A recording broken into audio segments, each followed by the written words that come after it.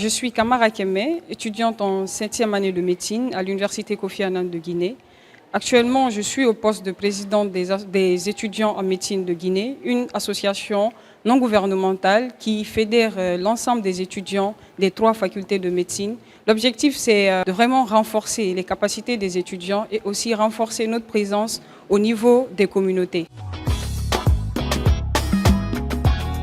Je dirais qu'il n'y a pas de données probantes en matière de santé mentale en Guinée parce qu'il n'y a pas eu d'études de population. Mais je veux dire que la santé mentale, à l'instar des autres pays en Afrique, est vraiment très alarmante parce que non seulement il n'y a pas les personnels qualifiés, mais aussi le manque d'offres de soins en santé mentale est vraiment très alarmant dans notre pays, en Guinée. Je tiens à remercier l'Africa CDC de m'avoir donné l'opportunité de venir ici à Abidjan pour participer à la première cohorte de cours en leadership de santé mentale. C'est vraiment un privilège pour moi.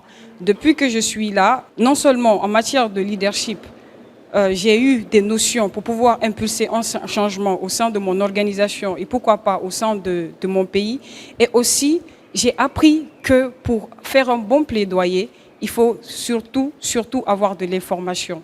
Et donc, depuis le début de cette formation, on nous a vraiment outillés par rapport à tout ce qui est donné en santé mentale. On nous a outillés par rapport au leadership pour impulser le changement dans nos différentes organisations et dans nos différents programmes dans le pays.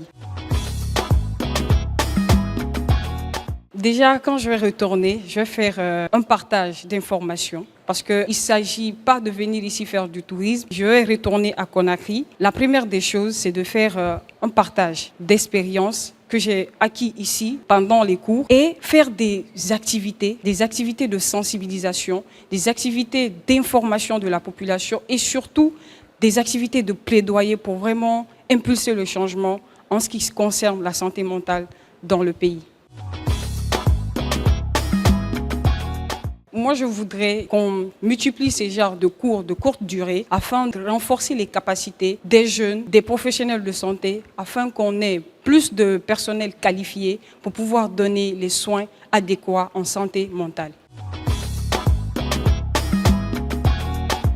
Je remercie SOS Doctors TV pour la couverture de l'événement parce qu'il ne sert à rien de faire un plaidoyer, des sensibilisations sans vulgariser l'information. Donc en ce sens, on leur remercie de bien vouloir être partenaire de cet événement et de relayer vraiment les informations de sorte à impulser le changement dans nos communautés.